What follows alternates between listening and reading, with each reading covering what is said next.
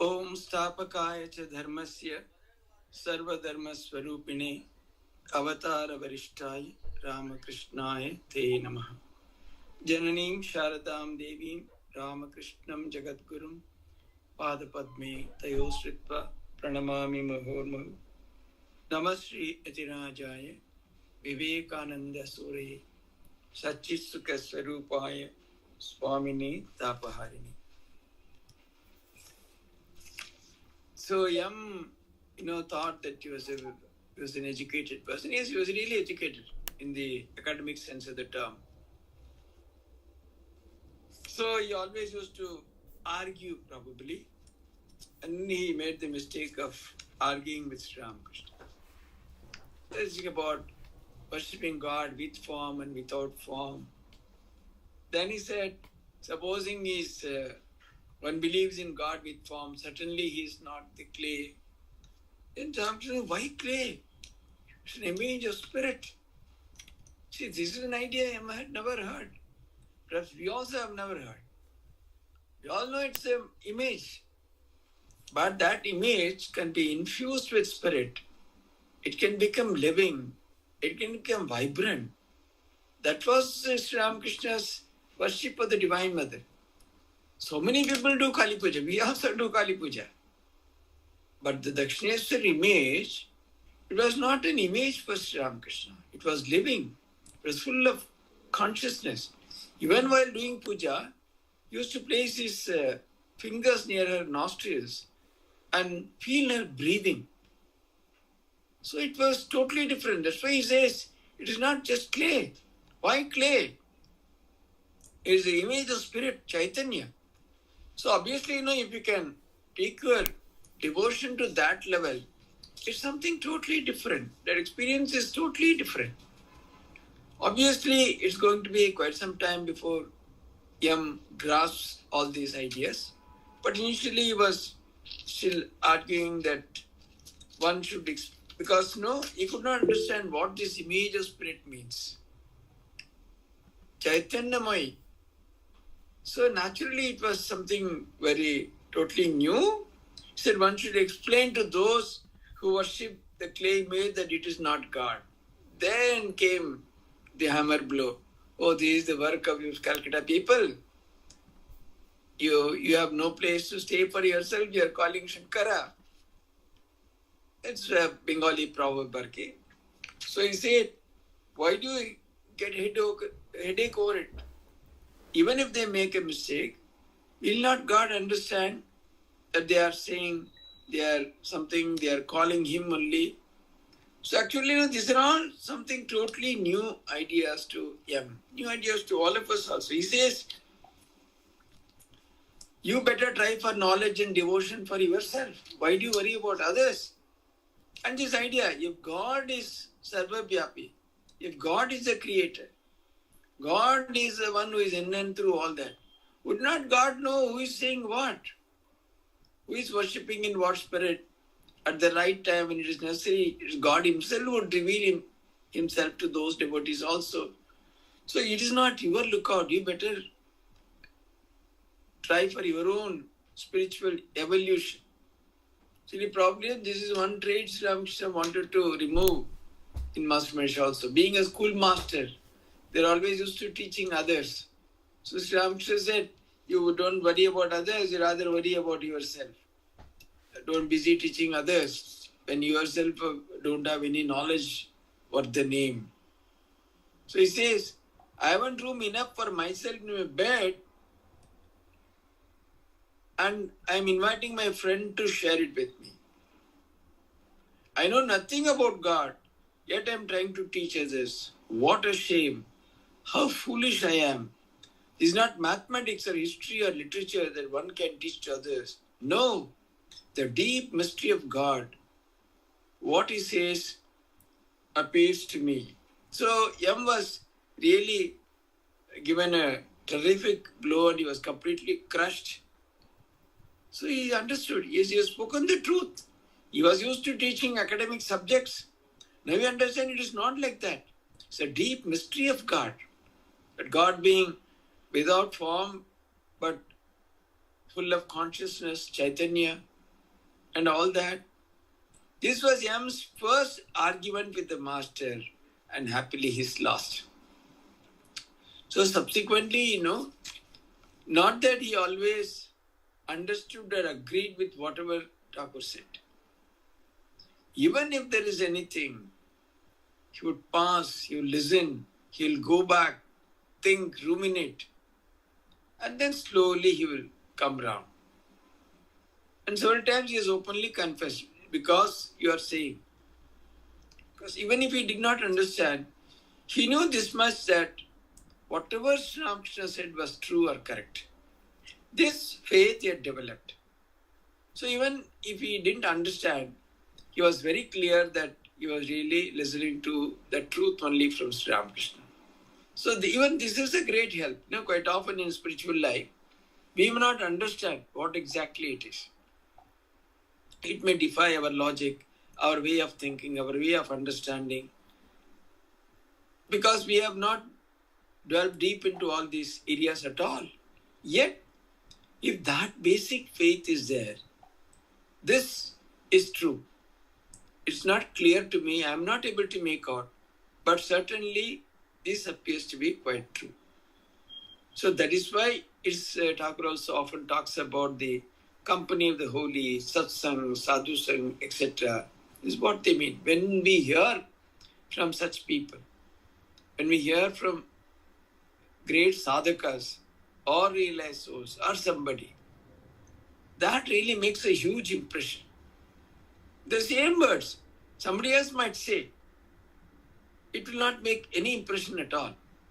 One has to be a real sadhaka if you really want to make an impression on anybody else. And such people will never try to make an impression.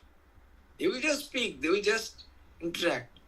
But by very nature, because they are very sincere practitioners, sadhakas, their words carry weight. So obviously he understood that whatever Sri Ramakrishna said was true. He knew that if I follow slowly, today or tomorrow, one day, it will be very clear to me and I will not have any problem. So Thakur is telling, you are talking of worshipping the clay image. Even if the image is made of clay, there is need for that sort of worship. God himself has provided different forms of worship. He who is the Lord of the universe has arranged all these forms to suit different men in different stages of knowledge. So Thakur even further comes down. Not only have you to think of the images full of consciousness or Chaitanya or spirit. Even for argument's sake, if you accept it as clay image, still there is need for such worships. It's God alone who has provided all these means to satisfy the needs of so many classes of devotees and practitioners. That way this has a meaning. So he says it's all God's play, God's will. He has arranged like that. So one might say that it's a very rudimentary or the beginning, very fundamental form of worship. Yes, it is necessary. See, the Hinduism has such a vast canvas. If everybody is accommodated, from the highest Brahmagyani to the most fundamental or the beginners who are image worshippers, who worship image, who are busy with rituals, yes, slowly they will.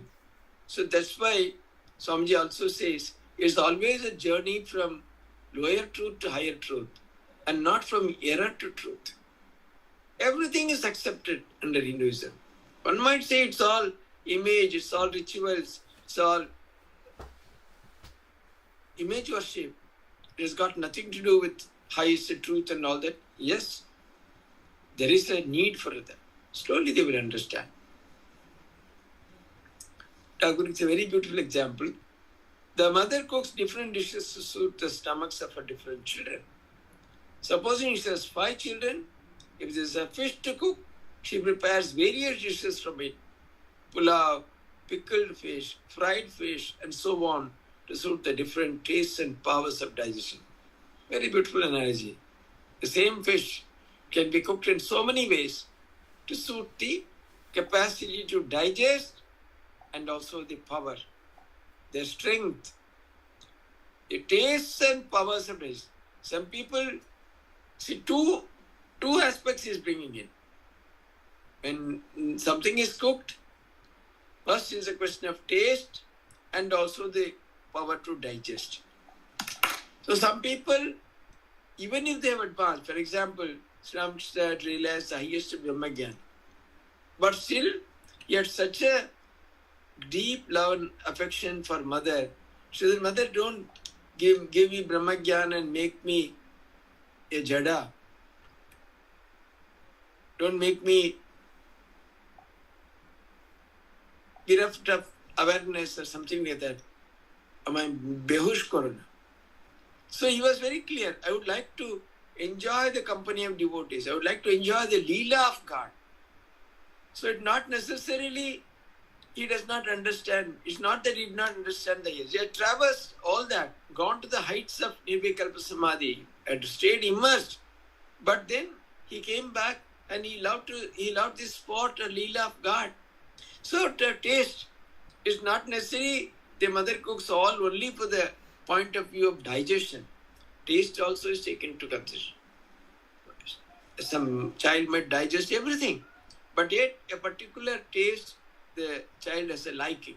So again, depending upon the power of digestion, not all can understand the highest idea of Advaita. We had 3 days of huge, intense Vedanta class here. But some people clearly told, Swamiji is just going above our heads in a sense. Because it is such tough subject, demanding, uncompromising attitude. So obviously, when we see there's a big difference between the way I live and what I hear, obviously that strikes. Something is not so relevant to me, or I can't really make anything out of it. So he says, according to the taste and the power of digestion, the mother prepares different items. Do you understand me? Yam humbly, sir. How, sir, may we fix our minds on God? Now he's coming to the real question. All those things are okay. How can I really fix my mind on God? Repeat God's name and sing His glories and keep holy company, and now and then visit God's devotees and holy men. Thakur knew that he had a taste for non-dual knowledge. He was inclined towards Advaita. But Thakur also knew that intrinsically he is fit for this kind of devotional path. In his trance, he had once seen him in his spiritual realization that he was part of the group of the devotees of Chaitanya Mahaprabhu. So then accordingly, he knew that he was destined for this kind of a path. See, ultimately, whatever one might like, that's okay. But what is the path of least resistance for us? Ultimately, one has to reach the goal of the highest truth or the highest knowledge or whatever it is. But because something apparently seems more to our liking, that may not be the best suited path for us. So here the question of a great guru or somebody, a preceptor or a mentor who can show us, somebody like Sri Ramakrishna, he knew that this is what this person was capable of. So how although he was again and again saying, expressing his preference for the path of non-dual knowledge, the first advice Sri Ramakrishna gives him is, repeat God's name and sing His glories. Sing His glories, keep holy company, and now and then visit God's devotees and holy men. So he was very, very clear. This is the way you should, this is the best way for you to grow in spiritual life. That's why In the Gita, Sri Krishna says, no, Mat chitta mat gata prana bodhayanta parasparam katayantascha mam nityam tushyanti charamanti cha. So, keeping the company of the holy, singing his name, his glories, and visiting God's devotees in holy various ways. How long can one do it all by oneself? So if you go and meet other devotees and be in their company, they again talk of God. Thereby your strength, your love for God is deepened, it's increased. So it clearly says that you please do this. This is the path. See, Holy Mother also sometimes people would come and say, what's your Ishta Devata? Tell me what's your family deity? Say, we are from a Shakta family. The mother will close her eyes and in a minute she will say, no, Shiva is where they say. Something else. And she would initiate. And the person would go back and on deep inquiry find out actually their original family tradition was what the Holy Mother had given. So great spiritual personalities had this power of diving deep and finding out what is your need, which path you should take and all that. The mind cannot dwell on God if it is immersed day and night in worldliness, in worldly duties and responsibilities. It is most necessary to go into solitude now and then and think of God. Slowly Sri Ramakrishna is unbundling one after another. First he said, sing the glories of God, take his name, and then keep his company. Doesn't stop there. He says, it's not possible. If you are day and night immersed in worldliness, obviously if you are in samsara, responsibilities, duties, earning, spending, children, bringing them up, education, and marriage, there were so many involvements in a family life. Then we have to go here, there, meet friends, be part of their functions and so on and so forth. Day and night, if you are busy with that, not only God cannot be kept immersed in all that, there will hardly be any time. Because the whole time is consumed in other activities.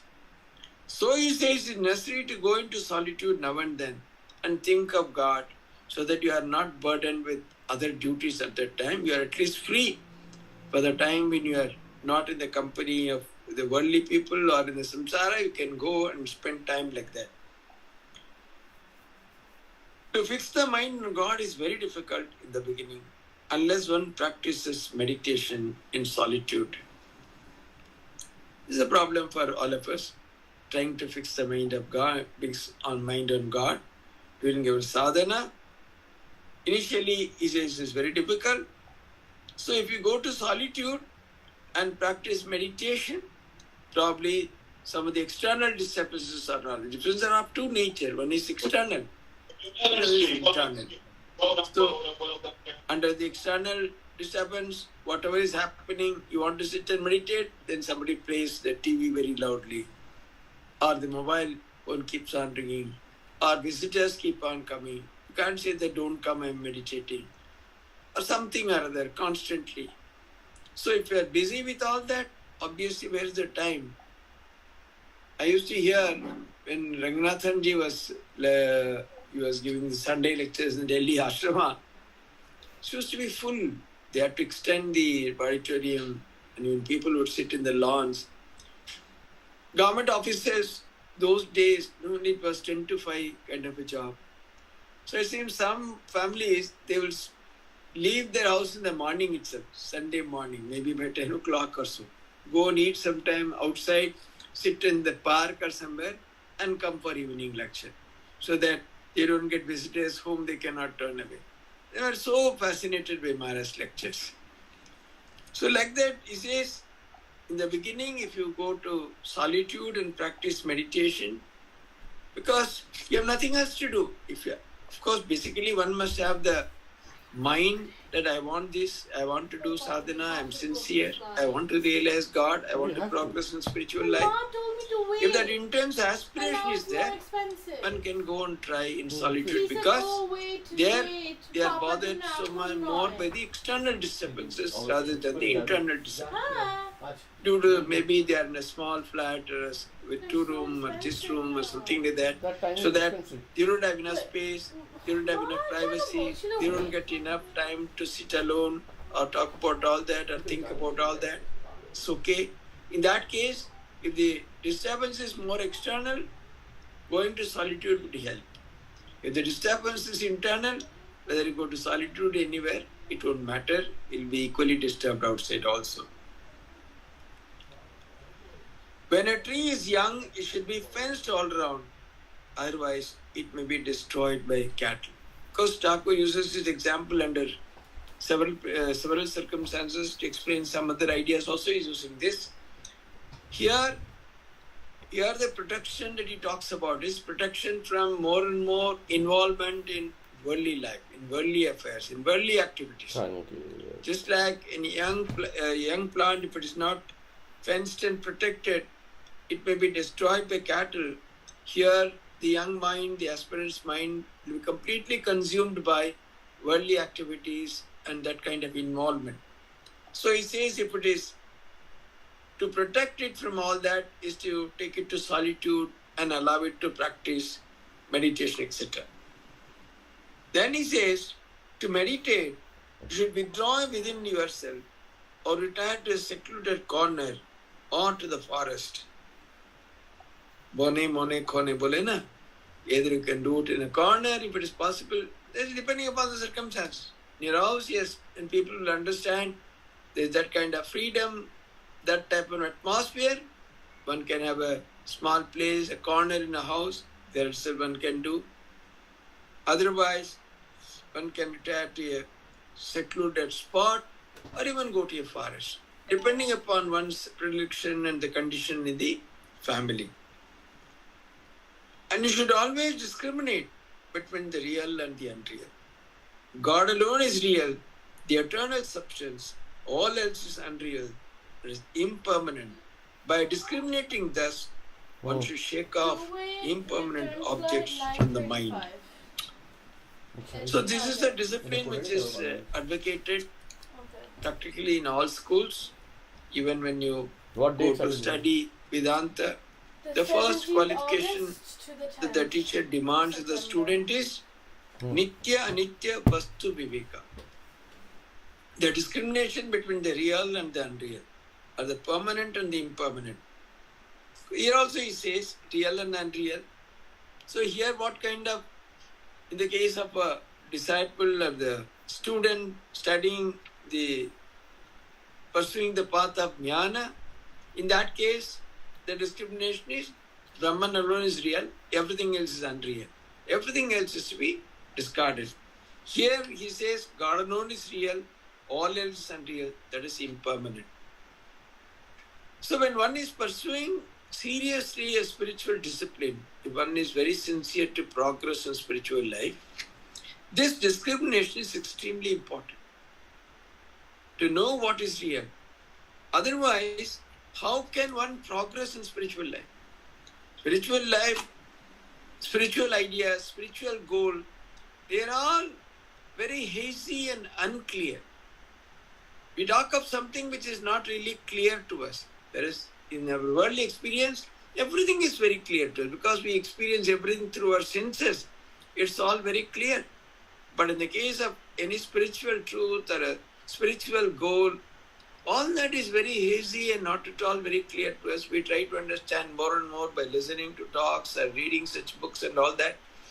So one of the ways is because the mind is so cluttered with worldly objects, worldly thinking, worldly initiatives, worldly behavior and all that, there's hardly any space or time for other kinds of knowledge or other kinds of inputs.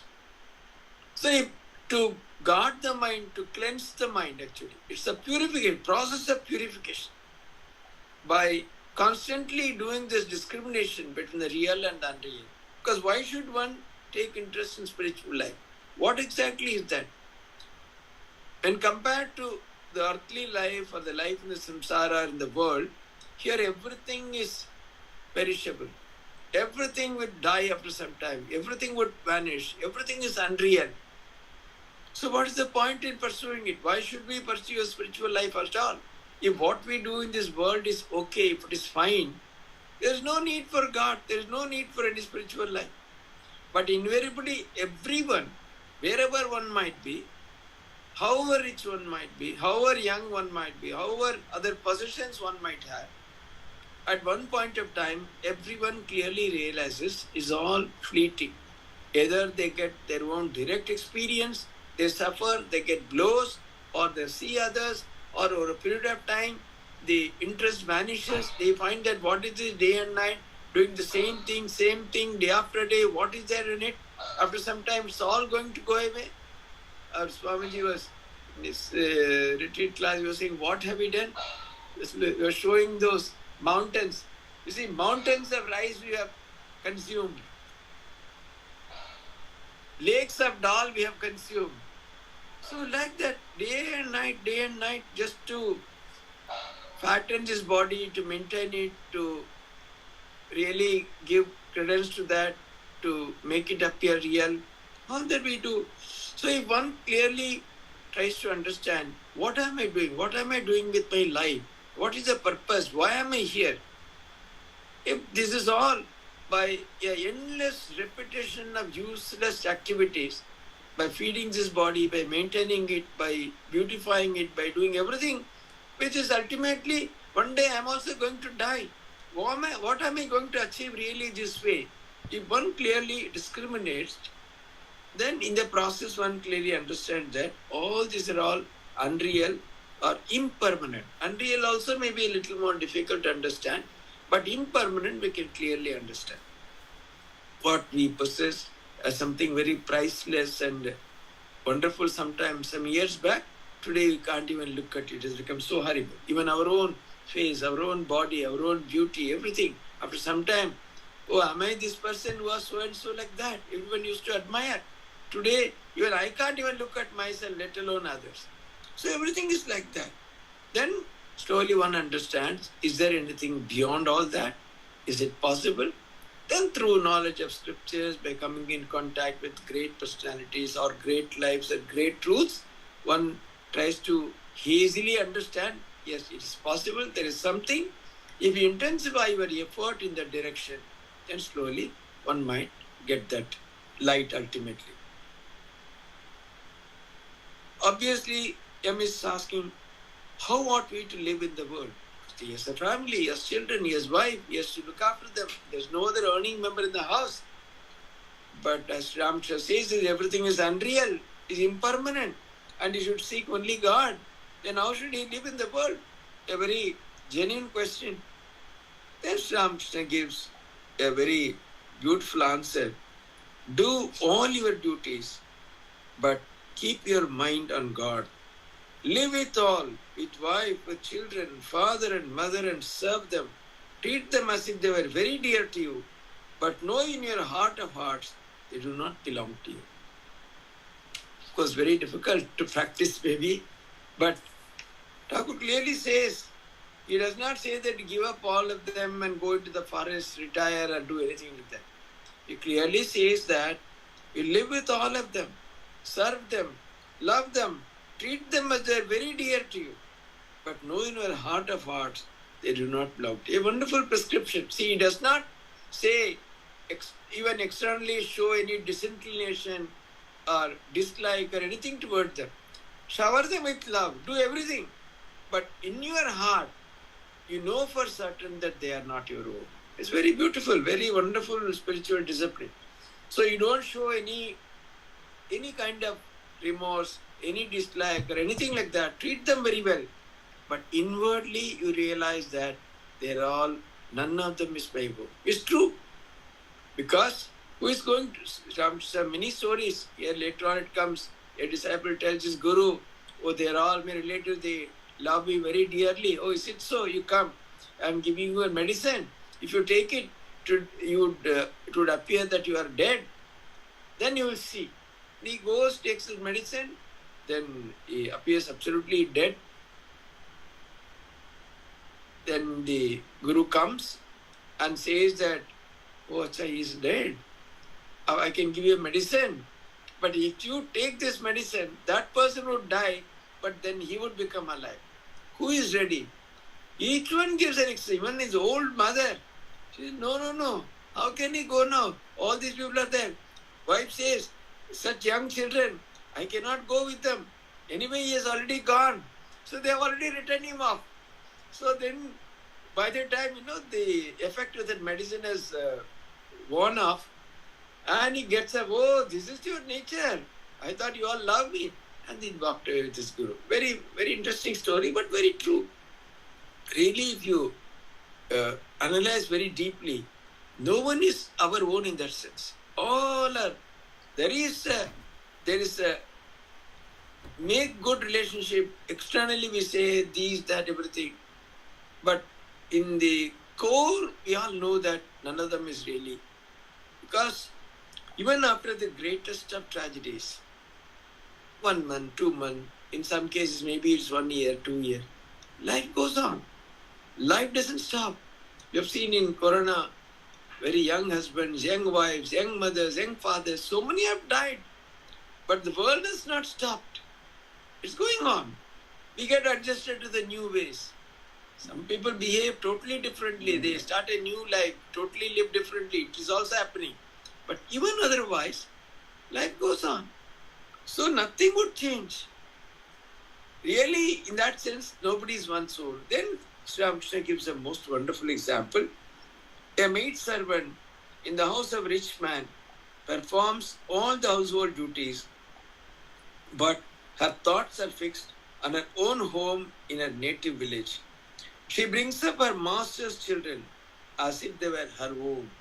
She even speaks of them as my Rama or my Hari, but in her own mind, she knows very well that do not belong to her at all. A classic example, beautiful example. We have seen, all of you, most of you must be having some maid or other in your house.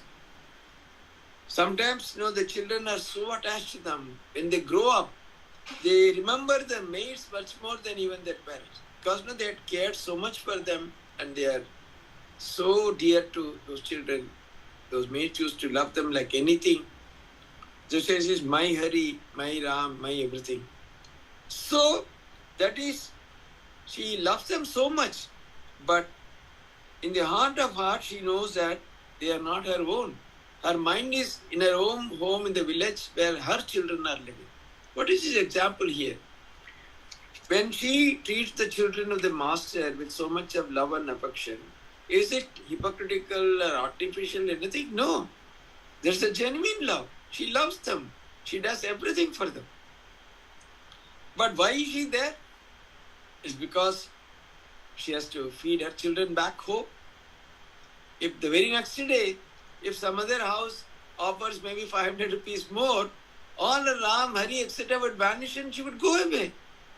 So although there is externally, there's a great bonding, love, affection, etc., it is so temporary because the very purpose of her staying here is to make a living, to earn some money so that she could support or feed her children back home.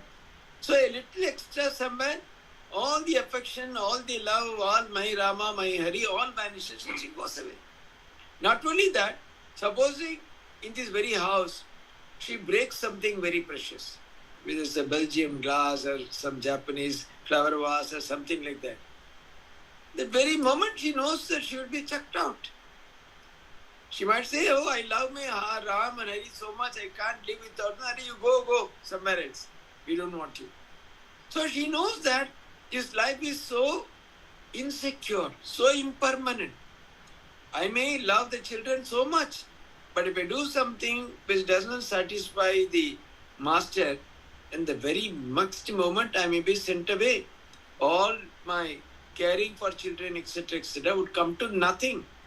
So she knows this is a condition. Now the real issue here is, although she moves here, she talks, she behaves, she handles them, she does everything for them, the master might even leave the keys, etc. and go, but yet she knows that the whole thing is completely impermanent, transitory. This can break anytime. This can come to a grinding halt anytime. This whole relationship can collapse.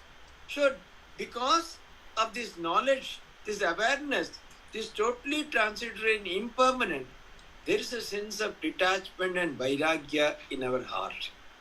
In our case, although, see, this example is very easy, which Ramakrishna says, but why we are not able to follow it? Because in our case, the world is absolutely real for us. There's nothing unreal in this world for us. Whereas in a small little world, this maidservant knows that it's impermanent.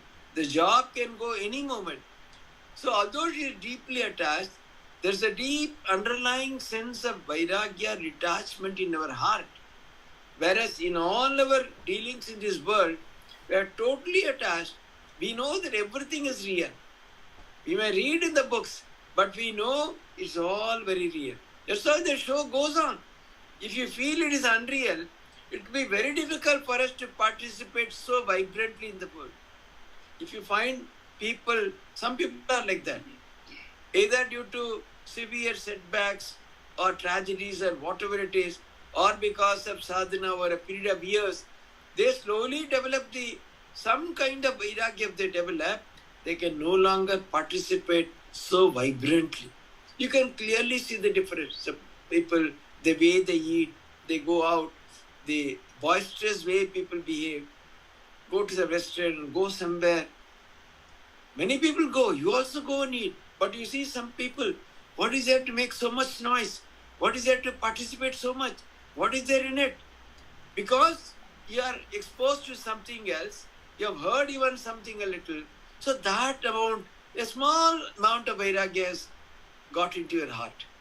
If it is become bigger, if it becomes more permanent, either due to effort or due to study or due to something happening in life, okay, kuch to lena hai. You have to eat something, let us be done with it. That doesn't mean that you will not do anything, you will not participate. That tremendous, that enthusiasm, zeal, vibrancy with which we used to do some years ago, that would go in. That's the sign of vairagya. So in the world, if whatever we do, every day we get up, from morning, some houses will feel, the moment a meal is finished, what is to be done in the next meal, where to go next, this is the only topic, then you can never think of all that. But it's all right. Something has to be done, we'll do it. Doesn't matter. Be done with it. We have other things to do. When the importance in the worldly activities we participate day in and day out, they become lesser and lesser important to us. You can understand that you are turning towards God. So in this case, because everything is so real to us, we are not able to replicate this example which Sri Ramakrishna has given us. Not only that, first of all, the world is unreal to her. The world in which this maidservant is functioning, that to some extent is unreal to her.